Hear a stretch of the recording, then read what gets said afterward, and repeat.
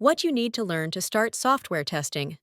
Beginner-friendly guide. Ria just started exploring the world of tech and has a million questions. Luckily, her friend Gia is always around to explain things in the simplest way. Today, they're having another one of their fun, friendly chats. Let's tune in.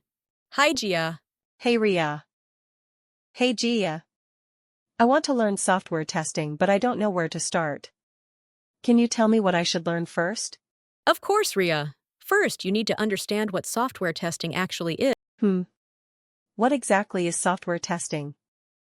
It's simply checking if an app or website works properly before it goes live. Like testing Instagram or a game to find any problems or bugs. Okay, so if I want to become a tester, what's the first skill I should learn? Start with manual testing. That means you test the software yourself by clicking around, trying different things, and seeing if everything works. So no coding at the beginning? Exactly!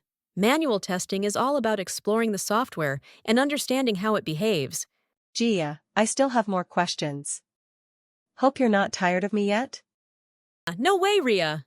Come on, let's chat while we walk.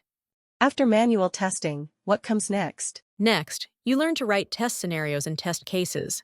Wait, what's the difference? Good question. A test scenario is a big picture idea of what to test, like logging into the app. Okay. And test cases? Test cases are detailed step-by-step instructions on how to test that scenario, like enter username, enter password, and click login button. Oh, so test cases break down the scenario into clear steps. Cool. What do I do after writing test cases?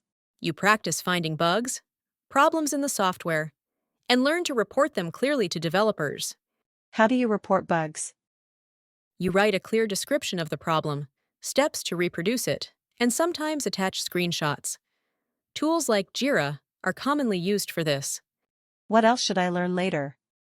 After you're comfortable with manual testing, test cases, and bug reporting, you can learn some basic SQL to check data in databases.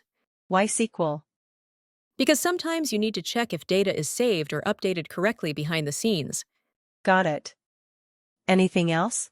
Then comes automation testing, learning some coding, usually in Java or Python, and tools like Selenium to make tests run automatically. Automation sounds a bit tough. It can be, but you start small. Automation saves lots of time once you get it. Okay. Anything else after automation? You can explore API testing with tools like Postman and advanced topics like performance or security testing later on. Wow, thanks Gia. So the flow is, learn what testing is. Manual testing. Test scenarios and cases after that. Bug reporting. Then SQL, automation, API, and advanced stuff. Exactly. Start simple, one step at a time, and keep practicing. I'm excited to start now. Awesome! And to everyone watching, take your first step today. Like, comment your questions, and subscribe for more beginner-friendly tech talks. Don't forget to like, share, and subscribe. Follow for more videos like this.